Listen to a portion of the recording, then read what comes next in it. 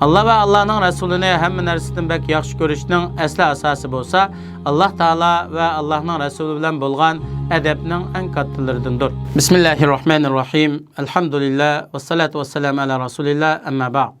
Esselamu aleyküm ve rahmetullahi ve berekatuhu. Hürmetlik ustazlar ve kırındaşlar, İslam ahlakı dersimizdeki Müslümanın ahlakı doğrusudaki dersimizden 4. ders Allah ve Allah'ın Resulüne, Allah ve Allah'ın Resulü'den başka her kandak nersinden bekrak yaxşı görüş. Allah ve Allah'ın Resulüne hem nersinden bek yaxşı görüşünün esli asası bolsa, Allah Teala ve Allah'ın Resulü bilen bolgan edepnin en kattılarıdındır.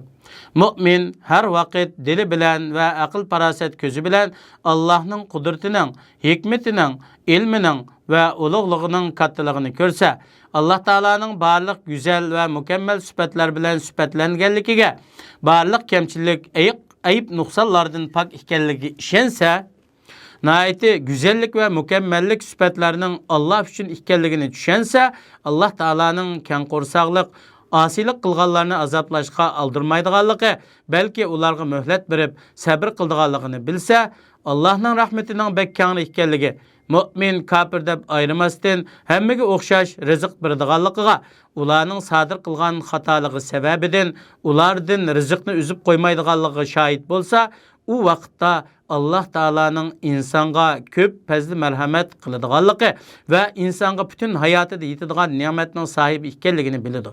Bu to'g'rida Allah subhanahu ve Teala mundaq deydi: "Ve ma bikum min ni'matin fa minallah." Sizler bahriman bolup atkan nimetlerinin hemmisini Allah bergen.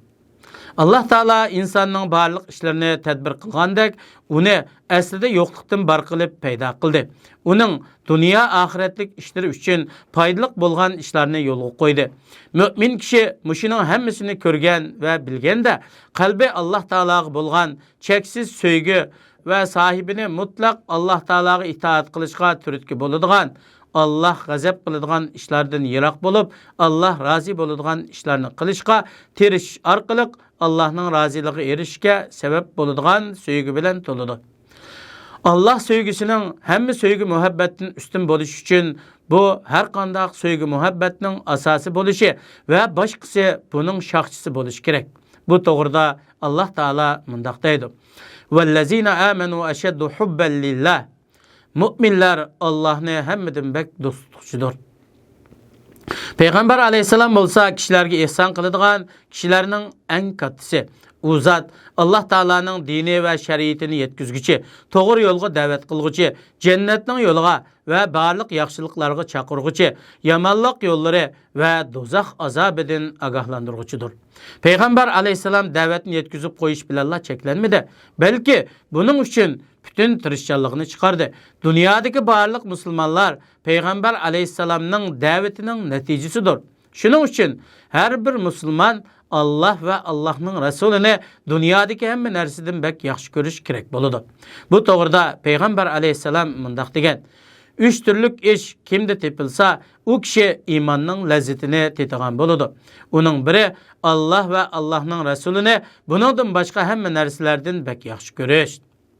Müslümanның nazarida Peygamber aleyhisselamga bolgan söygü ve yaxşı görüş hemmeden katta boluş gerek.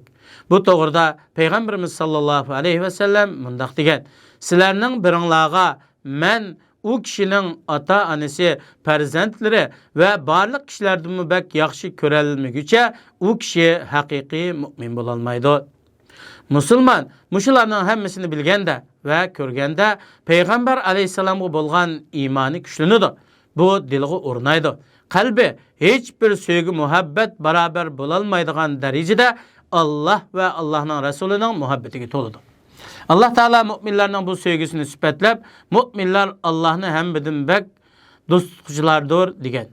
Allah ve Allah'ın Resulü bolgan söygü muhabbet insanın ayali ve farzandiga, hatta özünün hayatıga bolgan söygü muhabbetin mi yuqori boludu. Belki insanın barlık söygü muhabbeti Allah ve Allah'ın Resulü bolgan söygü muhabbetin şahlanıp çıkıdı. Fakat Allah için, Allah yolunda ve Allah bilen yaxşı görüdü. Bunun bilen Allah'ın salih bendelerini yaxşı görüdü. Çünkü ular Allah Taala yaxshi ko'radigan kishilardir. Yaxshi amallarni qilishni yoqtirdi. Chunki yaxshi amallar Allohga yaxshi ko'ralguchi va Allohni yaxshi ko'rishga yordam berguchidir. Allohga bo'lgan sevgi muhabbat mu'minga bu shaklda o'zlishidir. U insonning barliq so'z harakatlaridan sodir bo'ladigan sevgi muhabbatga ta'sir ko'rsatadi. Inson shuni bilish kerakki, uningga ilgari Allohdan bo'lgan bir sevgi muhabbat bo'lgandan keyin Allohni yaxshi ko'radi. Allah Taala bir bandasini yaxshi ko'rsa, uni o'zining sevgisiga muvaffaq qiladi. Buningga erishishga yordam beradi. İnsan bu muhabbatga erishish uchun tirishchanlik qiladi ekan, Alloh taolaning u kishiga bo'lgan sevgisi ziyoda bo'ladi. Bu to'g'rida Alloh subhanahu va taolo mundaq deydi: "Fasawfa ya'tillahu biqaumin yuhibbuhum va yuhibbuna." Allah ularni do'st tutadigan, ularmi Allohni do'st tutadigan bir qavmni keltirdi. Allah Taala ularning o'ziga bo'lgan sevgi muhabbatini boshlashdan ilgari o'zining ularga bo'lgan sevgi muhabbati bilan boshladi. Bu tartib oyatda shunday bayon qilingan. Mu'minning qalbidagi hamma muhabbatdan Allohning sevgi muhabbati qandoqmi g'olib kelmasin? İnsanning qalbini Allah va Allohning rasulining muhabbatidan boshqasi bilan mashg'ul qilmaydigan bu muhabbat uning qalbiga qandoq to'ldi? Allah Taala insonga eng ko'p ato ihson qilg'uchidir. Xatoligini afu qilg'uchi, nodonligiga keng qo'rsoq qilg'uchi, boshqa mahluqotlarga ko'ra insonni alohida izzat ikrom qilg'uchidir. Allah insonni yo'qlikdan paydo qildi, turli ne'matlar bilan ne'matlantirdi. Buning hammasi bandaning qalbidagi barliq muhabbatni xolis Alloh uchun qilishni vojib qilmasmi? Albatta. Peygamber aleyhisselam'a bo'lgan sevgi muhabbat qandaqmı boshqalarga bo'lgan sevgi muhabbatdan g'olib kelmasin? Musulmon Peygamber aleyhisselamning o'zidagi haqqini to'nidi, ortiqchiligini bildi. Allah Taolaning Peygamber aleyhisselamni ne kadar yaxshi ko'rdiganligini tushundi. Peygamber aleyhisselamning barliq xaloyiqlarga qilgan ato ihsonlari ularning qalbida Peygamber aleyhisselamga bo'lgan sevgi muhabbatni hammadan katta yuqori qiladi. Allah subhanahu wa ta'ala hammalarning qalbimizdagi sevgi muhabbatdan Allah va Allohning rasuliga bo'lgan sevgi muhabbatni katta qilsin va buni butun qalbimiz, jismimizga to'ldirsin. Assalomu alaykum va rahmatullohi va barakatuh.